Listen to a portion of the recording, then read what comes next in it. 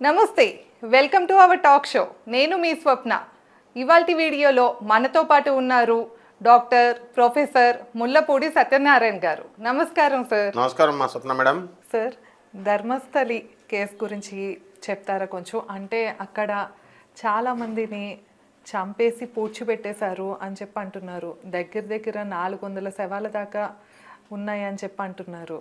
ఆ case present హీరింగ్కి వస్తుంది కదా, దాని గురించి ఒకసారి చెప్తారా? ఇప్పుడు ధర్మస్థలి అనేది చాలా పెద్ద పుణ్యక్షేత్రం కర్ణాటకలో. అయితే ఈ ఆ గుడికి వెళ్ళినటువంటి మొట్టమొదట 2003లో అనన్య భట్ అనేటటువంటి మెడికల్ స్టూడెంట్ తన ఫ్రెండ్స్తో వెళ్ళిందంట. వెళితే వాళ్ళంతా షాపింగ్కి వెళ్ళినప్పుడు ఈమె టెంపుల్లోనే కూర్చుంటానందంట. టెంపుల్లోనే కూర్చుంది. వాళ్ళు షాపింగ్ తిరిగి వచ్చేసరికి అనన్య భట్ కనబడకపోయేసరికి ఆమె వీళ్ళు కంగారు పడ్డారు. తర్వాత అనన్య భట్ వాళ్ళ అమ్మగారు వచ్చి పోలీస్ కంప్లైంట్ పెట్టినా కూడా పోలీసు వాళ్ళు మీ అమ్మాయి వేరే వాళ్ళతో లేచి వెళ్ళిపోయిందేమో, మేజర్ కదా, అందువలన ఇదేం కాదు అని చెప్పి కంప్లైంట్ తీసుకోలేదట. తీసుకోకపోతే మళ్ళీ పాప ఆమె వెనక్కి వచ్చి మళ్ళీ వేరే ఊరు వెళ్ళి ఇలా ఆమె ప్రయత్నాలు ఆమె చేస్తుంది. ఆమె మీద కూడా ఏదో మర్డర్ అటెంప్ట్ జరిగింది, తప్పించుకుని మళ్ళా తిరుగుతా ఉన్నారు అని చెప్పన్నారు. చేస్తారు ఇవన్నీ. హైలీ ఇన్ఫ్లుయెన్స్డ్ వీళ్ళు ఆ టెంపుల్లో ఇద్దరు పవర్ఫుల్ వ్యక్తులు ఉన్నారట. వాళ్ళు జీతాలు ఇచ్చేటటువంటి వాళ్ళు, అడ్మినిస్ట్రేషన్ చూసేటటువంటి వాళ్ళు. అందువల్ల వాళ్ళ పేర్లు చెప్పడానికి కూడా పాపం అక్కడ జనం భయపడతారట. అందువలన అంటే ఇంకా మనం అంత ఆటవిక కాలంలో ఉన్నాం అన్నమాట. అదే సార్, ఇప్పుడు ఇంత డెవలప్ అయిన కంట్రీలోనే మనకి ఆ మాత్రం సేఫ్టీ లేదు. ఇంకా చాలా మంది ఎక్కడెక్కడో అదర్ కంట్రీస్కి వెళ్ళి జాబ్స్ కానీ అట్లా చాలా మంది అమ్మాయిలు వెళ్తూ ఉన్నారు. అలాంటప్పుడు మన కంట్రీలోనే మనకి సెక్యూరిటీ లేకపోతే అసలు చాలా దారుణం కదా అది. అవును, అందులో ఆమె మెడికల్ స్టూడెంట్. అదే నాన్ కోఆపరేషన్ మూమెంట్ ఉంటే ఏం చేస్తుంది పాపం. పోలీస్ డిపార్ట్మెంట్కి వెళ్ళింది కేసు పెడదామని. వాళ్ళు ఏదో ఒకటి పెట్టాలి కదా. పెట్టకుండా నువ్వు డిస్కరేజ్ చేసేసి లేకపోతే ఎలిగేషన్స్ వేసేసి నీ కూతురు వేరే వాళ్ళతో లేచి వెళ్ళిపోయిందని అట్లా చెప్తే ఇంక వాళ్ళు ఏం చేస్తారు. ఆ తర్వాత కొంతకాలానికి ఆ అమ్మాయి సౌజన్య అని 2013కి వచ్చేసాం మనం అక్కడి నుంచి. 2013లో సౌజన్య అనే అమ్మాయి కూడా అలాగే అదృశ్యం ఎప్పుడు మరణించడం, ఆమె శవం నీళ్ళల్లో నేత్రావతి నదిలో తేలడం, ఇదంతా చూసిన తర్వాత మళ్ళీ కంప్లైంట్ లాడ్జ్ అవడము, అయినా ఎవరు పట్టించుకోవడము ఇలా జరుగుతూ వస్తున్నాయి. అదే అసలు పిల్లలు కూడా ఉన్నారంటున్నారు కదా, అసలు చిన్న పిల్లల్ని కూడా చంపేసి అలా చేశారు అంటే అసలు ఎందుకు కేసెస్ ఇప్పుడు మిస్సింగ్ కేసెస్ అయినా ఫైల్ అవుతాయి. వాటి కోసం కనీసం ఇంతమంది 400 మంది శవాలంటే అంతమందికి సర్చింగ్ కూడా జరగలేదా? అక్కడ పోలీసు వ్యవస్థ కానీ ఇదంతా అసలు ఎట్లా ఆపగలిగారు అంతలాగా? కొల్యూడ్ అవడం. పోలీస్ నిజాయితీ కలిగినటువంటి పోలీస్ ఆఫీసర్స్ ఉంటారు, కొంతమంది మామూలు ఇంకా కొల్యూడ్ అయ్యేటటువంటి వాళ్ళు ఉంటారు. అక్కడ కారణం ఏదైనా సరే అక్కడ 400 మంది అంత క్వాంటిటీతో మనకి అవుతుంది అంటే ఎంత పెద్ద పుణ్యక్షేత్రం అసలు. మరి అందుకనే ఈ దేవాలయాలకి వీటికి ఎగబడి వెళ్ళకూడదు. జనరల్గా మామూలు మనుషులు ఏం చేస్తూ ఉంటారంటే దేవాలయమే కదా అని వెళ్ళిపోతారు. ఆ జనం విపరీతమైన రష్ అక్కడ ధర్మస్థలి, మంజునాథ ధర్మస్థలి ఇవన్నీ నేను వెళ్ళాను. కాబట్టి అక్కడ ఈ లోపల ఒక వ్యక్తి, నిరుద్యోగి అయినటువంటి ఒక వ్యక్తి, ఒక యవనంలో ఉన్న 20 years బ్యాక్ ఒక అతను చేరడము, అతనికి కేవలం నదులను మాత్రమే శుభ్రపరిచేటటువంటి డ్యూటీని ఇవ్వడము, నేత్రావతి నది అని ఇది ఇవ్వడం జరిగింది. అతను చేరాడు, నెల శాలరీస్ వస్తున్నాయి. అయితే ఇలా కొన్ని రోజులు డ్యూటీ చేసుకుంటుంటే ఒకరోజు ఒక శవం వచ్చింది. ఏదో క్యాజువల్గా వచ్చిందేమో కదా అనుకున్నాడు. తర్వాత మళ్ళీ ఇంకొక శవం రావడం, వీటిని పూడ్చిపెట్టమని ఆఫీస్ టెంపుల్ అడ్మినిస్ట్రేషన్లో ఉన్నటువంటి వాళ్ళు చెప్పడము. వాళ్ళిద్దరు అన్నదమ్ములు, వాళ్ళు అతని డ్యూటీ కాకపోయినా సరే జీతం ఇస్తున్నారు కదా అనేటటువంటి అభిమానంతో ఇతను చేయడము, అది లా అండ్ ఆర్డర్ ప్రకారం వ్యతిరేకం. ఎందువల్లంటే పంచనామా చేయాలి. ఒక ఎంఆర్ఓ, ఒక పోలీస్ ఇన్స్పెక్టర్, ఇలా ఒక తతంగం ఉంటుంది. ఒక శ్మశానంలో ఉండేటటువంటి ఆ కాటి కాపరి వీళ్ళందరూ ఉండాలి. ఇవేం లేకుండా అలా వరుసలో శవాలు వస్తూ ఉన్నాయి. ఇలాగా కప్పెడతా ఉన్నాడు ఈయన, వాళ్ళు పెట్టమంటున్నారు, వీళ్ళు పూడ్చి వేస్తున్నారు. అయితే ఒక రోజున అతనికి డౌట్ వచ్చింది, ఆలోచన ఏంటి ఇవన్నీ ఎందుకు వస్తున్నాయంటే అందరూ సూసైడ్ చేసుకుంటారు కదా జీవితంలో. ఇప్పుడు పైకి రావాలనుకుంటారు, పైకి రావాలనుకున్న వాళ్ళు పైకి రాలేకపోతారు, కోరికలు తీరలేకపోతాయి. మరి అటువంటి సమయంలో సూసైడ్ అనేటటువంటిది చేసుకుంటున్నారు, అందువలన ఇలాగా అని చెప్పేసి అక్కడ ప్రజలు అంటుంటే సరేలే అని చెప్పి ఇతను కూడా అలాగే అనుకున్నాడు. అయితే అతనికి ఒక డౌట్ వచ్చింది, అయితే ఎప్పుడు ఈ నదిలో ఈ ప్లేస్లోనే ఈ సరౌండింగ్స్లోనే ఎందుకు వస్తుంది? నేత్రావతి నది అంటే ఇప్పుడు ఆ చివరి నుంచి ఆ చివరి వరకు పెద్ద నది, ఎన్నో వేల కిలోమీటర్ల దూరం ఉంటుంది. అలాంటిది ఈ రీజియన్లోనే ఎందుకు ఇన్ని శవాలు వస్తున్నాయి అని అనుకున్నాడు. ధైర్యం చేసి పోలీసులకు ఇద్దామా అనుకుంటే వాళ్ళు తీసుకోవట్లేదు. తర్వాత వీళ్ళకి చెబుదామా అడ్మినిస్ట్రేషన్ మీద అతనికి అనుమానం వచ్చింది, వాళ్ళే చేస్తున్నారు అనుమానం వచ్చి చెబుదామా అనుకుంటే వాళ్ళు తీసుకోవట్లేదు. ఏమన్నా చెప్తే నువ్వు ఈ విషయం బయటకు చెప్పకూడదు, మామూలుగా క్యాజువల్గా వస్తున్నాయని అనడం జరిగింది. ఆ తర్వాత కొంతకాలానికి ఎందుకు వచ్చిన గొడవ ఇది, నేను మానేసి నేను వెళ్ళిపోదాం అనేటటువంటి ఆ గిల్ట్ అతనికి వచ్చింది. ఆ గిల్ట్ రావడం వల్ల వెళ్ళిపోతానని చెప్పి అడిగినప్పుడు అది వాళ్ళు కూడా చిన్న చిన్న ఎంప్లాయే కదా, చిన్న వర్కర్. అప్పుడు వాళ్ళు ఎవరికి చెప్పకూడదు ఈ విషయం, నువ్వు ఎవరికైనా చెప్తే కనుక నేను ఇరికిస్తాం, లేకపోతే నీ ఫ్యామిలీని కూడా మేము చంపుతామని. అంతకు ముందు ఉన్నటువంటి వాడిని ఇలాగా చేయకపోతేనే నువ్వు వచ్చావు, వాడిని మేము లేపడేసాం కాబట్టి నువ్వు వచ్చావు అని ఇలా వాళ్ళ ద్వారంలో వాళ్ళు బెదిరించడం జరిగింది.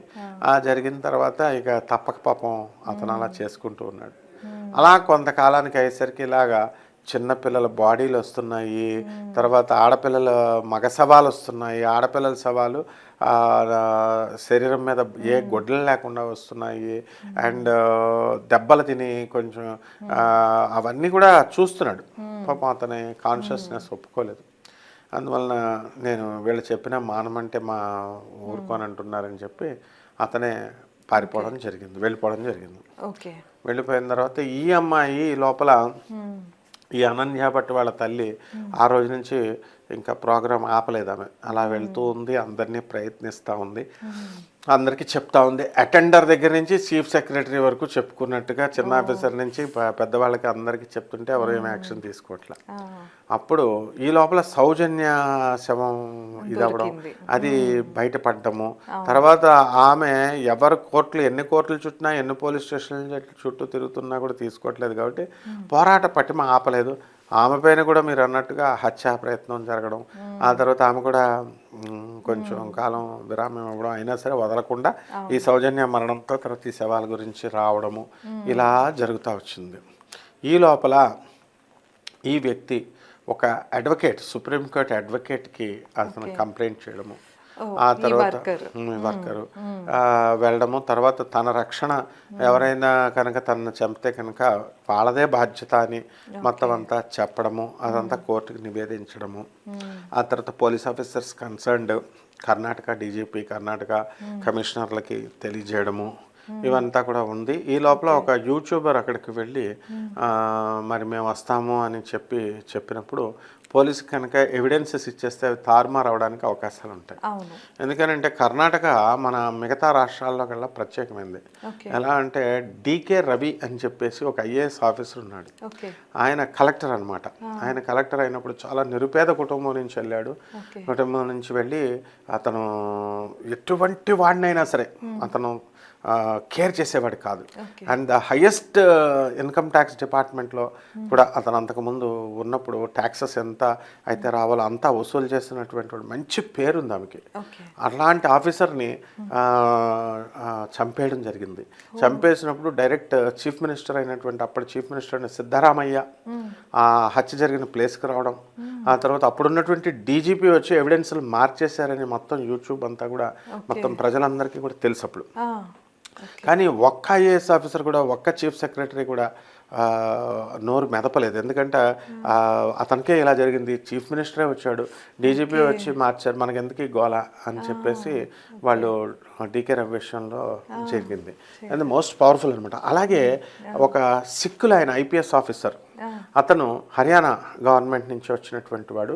అతను ఇసుక మాఫియా జరిగేది. ఇసుక మాఫియా జరుగుతున్నప్పుడు అడ్డంగా వెళ్ళిపోయాడు. ఆ అడ్డంగా వెళితే ఆ క్రేన్స్ అతని మీద నుంచి ఎక్కిచ్చేసి చంపేశారు. ఇవన్నీ గూగుల్లో చూసుకోవచ్చు.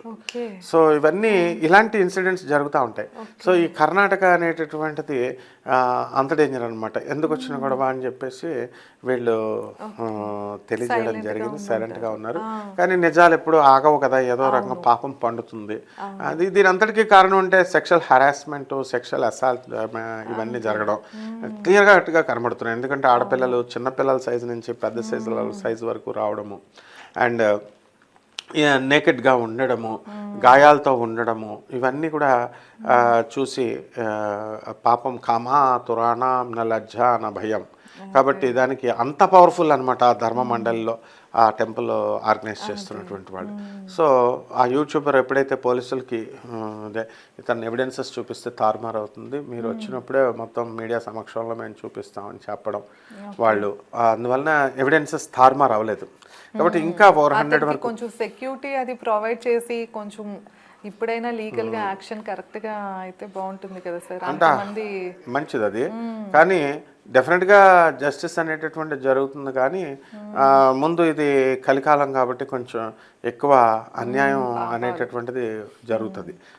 రక్షణ అందులో హయ్యెస్ట్ ఇన్ఫ్లుయెన్సర్ అంటే 400 శవాలు అంటే మామూలు ఇన్ఫ్లుయెన్స్ అమ్మ. 400 శవాలు ఉన్నాయని అంటున్నారు అంటే ఎంత ఇన్ఫ్లుయెన్స్. అన్ని మర్డర్స్. ఆఫ్టర్ ఆల్ ఒక చిన్న దొంగతనం చేస్తేనే వాళ్ళని ఆకలి కోసం దొంగతనం చేస్తేనే బాలాల జైల్లో తర్వాత ఈ జైల్లో వేసేసి ఇచ్చేస్తారు. నేరం నాది కాదు ఆకలిది అని ఎన్టీ రామారావు సినిమాలో చూపించారు. మరి అలా వీళ్ళు అలాంటిది వీళ్ళు ఇంతమందిని మర్డర్ చేస్తున్న గవర్నమెంట్ ఇంకా ఫుల్ స్పీడ్లో రియాక్ట్ అవ్వాలి. అయితే 20 years అయిపోయింది. ఇప్పటి నుండి ఈ కేసు మళ్ళీ ఇంకా ఎన్ని ఇయర్స్ కొనసాగుద్దో మనం చెప్పలేం కదా. ఇప్పుడల్లా జస్ట్ కేసు ఫైల్ అయింది అంతే, హీరింగ్కి వచ్చింది, ఫస్ట్ హీరింగ్కి. అది కొంచెం త్వరగా ఇలాంటి వాటికి మళ్ళీ రిపీట్ అవ్వకుండా ఉండాలి అంటే కొంచెం న్యాయం కూడా ఫాస్ట్ అవ్వాలి కదా సార్. అవును, అంటే కాన్స్టిట్యూషన్ అలా ఉంది. ఎప్పుడు కూడా నిదానంగా పెండింగ్ ఆఫ్ కేసెస్. ఇప్పుడు మొగుడు పిల్లల గొడవలే మనం చూసుకుంటే హ్యూమన్ రైట్స్ మనం తెలంగాణలో తీసుకుంటే ఆఫ్టర్ ఆల్ ఒక ఫ్యామిలీ కేసెస్ ఆ జోన్లో మనం చూసుకుంటే 8 లక్షలు పెండింగ్లో ఉన్నాయి. ఏ కోర్టులో ఆ కోర్టులు అన్ని పెండింగ్లు ఉన్నాయి. సో పెండింగ్ ఒకటి. నెక్స్ట్ ఈ టైం టేకింగ్ అందుకే పడుతోంది. ఇలాంటి డెఫినెట్గా గవర్నమెంట్ అనేటటువంటిది డెఫినెట్గా యాక్షన్ స్పీడన్ చేస్తారు. అయితే పోలీస్ అడ్మినిస్ట్రేషన్ మాత్రం మేము సరైన కాలంలో సరైన సమయంలో మేము చేస్తాము అని చెప్పడం, డ్రాగ్ ఆన్ చేయడం, స్లోగా చేస్తాము అంటే ఈ యొక్క స్పీడ్ పెంచాలి. పెంచకుండా మనం చూస్తాము అని చెప్పడం అనేక రకాలైనటువంటి అనుమానాలకు తావిస్తుంది. కాబట్టి ఇటువంటి సమయాల్లో అందుకనే మనము టెంపుల్స్కి వెళ్తే భయమేమో అనేటటువంటి ఇది వచ్చేస్తుంది. ఇప్పుడు మనం జనరల్ గా సేఫెస్ట్ ప్లేస్ అనుకుంటాం, టెంపుల్ కి వెళ్తేనే పాజిటివ్ గా ఉంటుంది అనుకుంటాం. అట్లాంటిది ఇంకా ఒక టూరిస్ట్ ప్లేస్, చాలా పెద్ద టెంపుల్, అలాంటి చోటే ఇలా జరిగింది అంటే చాలా దారుణం కదా. టెంపుల్ ఎప్పుడు సేఫెస్ట్ ప్లేస్, పాజిటివ్ ప్లేస్ కాదమ్మా. టెంపుల్లో నెగిటివ్ వైబ్రేషన్స్ ఎక్కువ ఉంటాయి టెంపుల్స్లో. ఎలాగా చెప్తా చూడండి. టెంపుల్కి ఎక్కువ మంది భక్తులు వెళ్తారనుకోండి, 100 మంది దేవుడి మీద ప్రేమతో వెళ్తారా? మనకు ఒక సినిమా వచ్చింది, కోరికలు ఏడుపులు పెడబొబ్బలు. నాకు అది ఇవ్వలేదు స్వామి, నేను ఐఏఎస్ ఆఫీసర్ అవ్వలేదు, నాకు ఉద్యోగం రాలేదు, నా మొగుడు నన్ను తంతున్నాడు, నా లవర్ నన్ను వదిలేశాడు, ఈ మెటీరియలిస్టిక్ ప్రొపెన్సిటీస్తో ఏడుపులు పెడబొబ్బలు చేస్తారు. దేవుడి మీద ప్రేమతో ఉన్నవాళ్ళు ఉంటారు, 0.01%. అలాంటి వాళ్ళు తక్కువ ఉంటారు. కాబట్టి ఈ ఏడుపులు పెడబొబ్బలతో వెళ్తారు కాబట్టి నెగిటివ్ వైబ్రేషన్ ఎక్కువ ఉంటుంది. అది బాగా చదువుకున్నటువంటి వాళ్ళు, రిఫైన్డ్ వాళ్ళకే తెలుసు. మామూలు వాళ్ళందరూ కూడా టెంపుల్కి వెళ్ళి బాధలు చెప్పుకుందాం వాళ్ళతో పాటు మనం కూడా అనుకొని వెళ్తారు. మరి ఇటువంటి టెంపుల్స్ని చూసినప్పుడు ఇలాంటి భావజాలం రాదా? నెగిటివ్ వైబ్రేషనే వస్తుంది. ఇప్పుడు మనం ఎంతో ఆనందంగా టెంపుల్ సేఫెస్ట్ ప్లేస్ అని వెళ్తాం, ఇలాంటివి చూసిన తర్వాత అవుతుందా? మన ఆ మధ్య దిల్సుఖ్ నగర్లో హైదరాబాద్లో ఒక పంతులు గారు ఏం చేశాడు, ఆ టెంపుల్కి వచ్చినటువంటి ఒక ఆవిడని పేక కోసేసి రాయి పెట్టి ఇలా కొట్టేసి ఆ ఒంటి మీద ఉన్న బంగారం అంతా తీసేసుకున్నాడు. అతని తర్వాత అరెస్ట్ చేశారు. సీసీ కెమెరాలో రికార్డ్ అయింది. సీసీ కెమెరా ఉన్నా కూడా వాడు చేశాడంటే బరితెగి ఇచ్చేస్తున్నారు. ఆ తర్వాత అరుణాచలంలో ఈ మధ్యన ప్రదక్షిణాలు చేసేయండి అని చెప్పేసి మా గురువులే ప్రముఖ ప్రచారకర్తలు వీళ్ళు అంత లిమిట్ చెప్పాలా చేస్తే చేసుకుంటారా బాబు మంచిదని చెప్పేసి వదిలేయాలా? వెళ్ళండి మీకు పుణ్యం వచ్చేస్తుంది, వెళ్ళండి వెళ్ళండి అనే అతి ప్రచారం వల్ల జనాలంతా కూడా, మన తెలుగు జనం అంతే అనమాట, ఏ ఏరియాకి వెళ్తే ఆ ఏరియాలో జనం పెరిగిపోతారు. షిరిడి వెళ్ళారు, ఫుల్ జనం పాడు చేస్తారు ఆ గుడిని, అంటే పబ్లిక్ అంటే రష్ చేసేసారు, సింపుల్గా ఉండే అది. తర్వాత కాశీ మీద పడిపోయారు, కాశీ ప్రచారం. తర్వాత అరుణాచలం మీద పడిపోయారు. అంటే పాపాలు పెరిగేపాటికి దేవుడి మీద భక్తి కూడా అలాగే పెరిగిపోతున్నట్లు. కామాఖ్య అదే దేవుడి మీద ప్రేమ కాదు, అది భయం, అదే భయంతో దురాశ, భక్తి. గ్రీడీ ఫెలోసే వెళ్తున్నారు అన్నట్టు అయిపోయింది. ఇప్పుడు డెఫినేషన్ మారిపోయింది. దీన్ని సెన్స్ చేసిన వాడు అనిల్ కపూర్.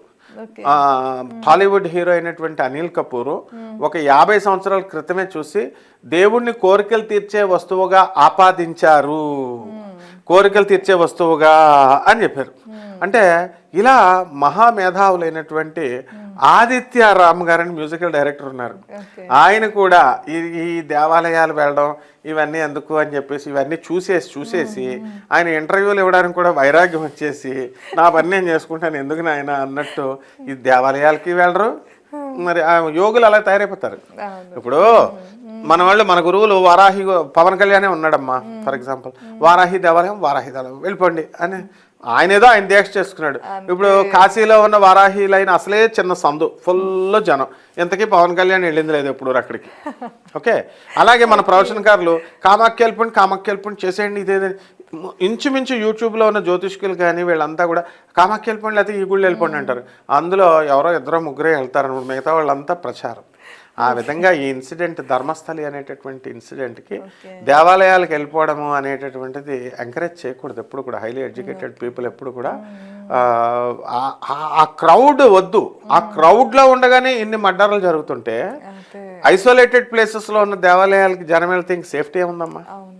ధర్మస్థలి అంటే the largest temple collection. Tirupati తర్వాత అంత డబ్బు వస్తుంది.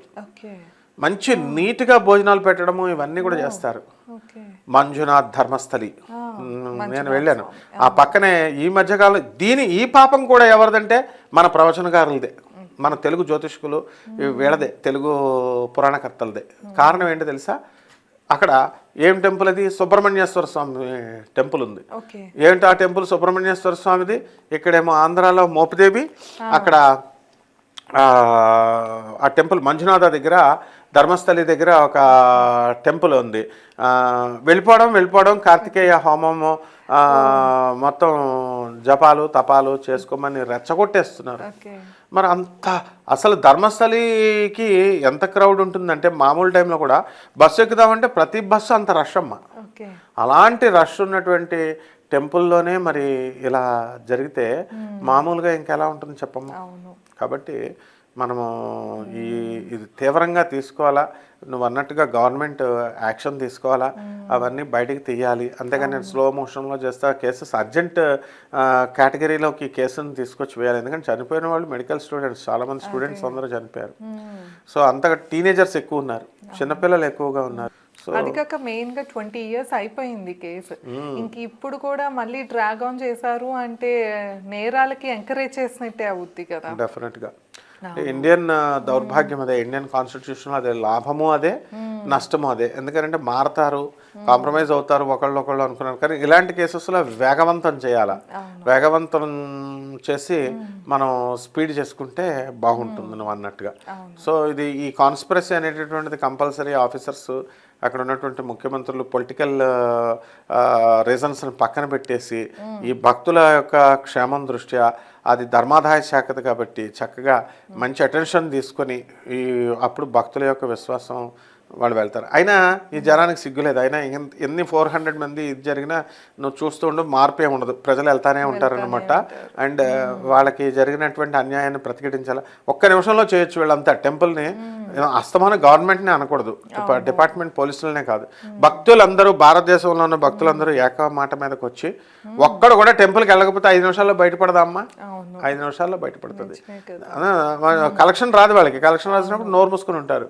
ఏదో మరి వెళ్ళి జనం అంతా వినరు కదా, వాళ్ళు ఏదో వరాలు ఇస్తున్నట్టు, గవర్నమెంట్ జాబులో ఇస్తున్నట్టు, టెంపుల్కి వెళ్తే దేవస్థానాలు బిల్డప్లు ఇస్తే ఇలాగే ఉంటుందమ్మా. అదే ఒక్క అమ్మాయి అలా చనిపోతేనే ఇప్పుడు నిర్భయ చట్టం అని ఇవన్నీ తీసుకొచ్చారు. ఇలాంటప్పుడు కూడా కొంచెం అందరూ అలాగా ఇప్పుడు ప్రజా సంఘాలు చాలా ఉన్నాయి, వాళ్ళు కూడా అలర్ట్ అయ్యి ఏదైనా కర్ణాటకకి సపోర్ట్గా అందరూ నిలబడితే ఈ కేసు కొంచెం త్వరగా సాల్వ్ అవుతుంది అనుకుందాం. డెఫినెట్గా చేస్తారు, గవర్నమెంట్ ప్రయత్నాలు గవర్నమెంట్ చేస్తుంది. కేసెస్ రీచ్ ఎక్కువ అయ్యి ఉండడం వల్ల ఇలా ఉంటుంది, అందువల్ల మొమెంటం స్పీడ్ అవుతుంది. డెఫినెట్గా అలాగే మనం ఆశిద్దాం. అమ్మా ఇప్పుడు మనకి ఈ ధర్మస్థలి అంటే మంజునాథ్ సినిమా చూసావు కదా, ఆ మంజునాథ్ అంటే శివుడిది అనమాట, అదే ధర్మస్థలి. ఎంత పేరు అనుకుంటున్నావు, అసలు పక్కన కుక్కీ సుబ్రహ్మణ్యం అని ఈ మధ్య కాలంలో తెగ ఫేమస్. ఇప్పుడు పెళ్లి కాని పిల్లలందరికీ కూడా ఈ సుబ్రహ్మణ్యేశ్వర స్వామి గుడికి కుజదోషాలు పోతాయని, కుజ హోమాలు చెప్పాలని బాగా క్రౌడ్, బాగా క్రేజ్ పెంచేశారు మన జ్యోతిష్కులు వీళ్ళంతా కూడా. సో జాగ్రత్తగా ఉండాలి వీళ్ళంతా వెళ్ళేవాళ్ళు. ఇప్పుడు 400 శవాలంటే మొమెంట్ ఎంత క్వాంటిటీ అమ్మాది, ఎంతమంది, ఇది చాలా జాగ్రత్తగా ఉండాలా. అందువలన టెంపుల్స్కి వెళ్ళండి అని ఎంకరేజ్ చేయడమే కాదు, సేఫ్టీ మెజర్స్ కూడా చెప్పాలి, చాలా జాగ్రత్తగా వెళ్ళాలా. మరి ఎంత జరిగిన తర్వాత కూడా టెంపుల్కి వెళ్తున్నారంటే మన తెలుగు ప్రజల గుండెలు చాలా గట్టివని చెప్పాలి. అంటే ఇప్పుడు టూరిజం ఎక్కువైపోయింది గురుగారు, టూరిజం కూడా ఏంటంటే ప్రతి ఏరియాకి ఇప్పుడు కొంచెం ఇలా ఫేమస్ అయింది అంటే చాలు టూరిజం అని చెప్పి బస్సులు వేసేస్తున్నారు ఇట్లాగా. సో ఏంటంటే ఇంతవరకు అయితే ఓన్లీ ఫ్యామిలీతో ఎప్పుడైనా వెళ్ళేవాళ్ళు ఒకేషనల్ గా, ఇప్పుడు అలా కాదు, ఇంక ఎలాగో బస్సు వాళ్ళే వేసేస్తారు. సో ఏంటంటే ఒకళ్ళు సింగిల్ గా కూడా వెళ్ళిపోతున్నారు. నీకు విషయం చెప్తా, ఇప్పుడు మా టూరిజం అన్న తర్వాత పహల్గామ్ ఇన్సిడెంట్ జరిగింది కదా, జరిగి చనిపోయారు కదా. నరేంద్ర మోడీ గారు ఎంత కష్టపడి పాపం అక్కడ మెజర్మెంట్స్ తీసి పాకిస్తాన్తో యుద్ధం అయి చేస్తే వారం రోజులు కూడా అవ్వలేదమ్మా. మా రాజమండ్రి మా ఊరు పక్కన మా మేస్త్రి అని ఉన్నాడు, ఆయన వాళ్ళ చుట్టాలు ఎక్కడికి వెళ్తున్నారంటే పహల్గామ్కి, కాశ్మీర్ లోయలోకి వెళ్తున్నాం అన్నారు. సేమ్ స్పాట్కి వెళ్ళారు వాళ్ళు. నేను స్టన్ అయిపోయాను, ఏంటి వారం రోజులే కదా ఎలా వెళ్ళారని. అలా మీరు అన్నట్టు 400 మంది కాదు ఇంత చచ్చిపోయిన టూరిజం నువ్వు అన్నట్టు వాళ్ళు ఆగరు, వెళ్తున్నారు. అందువల్ల మన మిత్రులని అందరినీ మనం ఏంటంటే కొంచెం జాగ్రత్తగా ధర్మస్థలి ఈ ఇన్సిడెంట్ తేలేదాకా కొంచెం జాగ్రత్తగా ఉండడం మంచిది. అంతేగాని ఉగ్రవాద భక్తి బాగా పెరిగిపోయి నా ధర్మస్థలి, నా దేవుడు, నా కుక్కీ సుబ్రహ్మణ్యం అనుకుంటే మనకి చాలా ప్రాబ్లం రావడానికి అవకాశాలు ఉంటాయి. ఈ వీడియోలో మనం ఎందుకు స్లోగా చెప్తున్నానంటే ఇది కోర్టులో ఉన్న మ్యాటర్ ఇది. సో అందువలన ఇన్ఫర్మేషన్ మనం ప్రజలకు అందించడం వరకు మాత్రమే మనం చెప్తున్నాం, చేస్తున్నాం. కాబట్టి ఒక స్టెప్ ముందుకు వెళ్ళిన తర్వాత మన ఓన్ వేలో మనం బ్రాడ్కాస్ట్ చేద్దాం మంచి గంభీరంగా.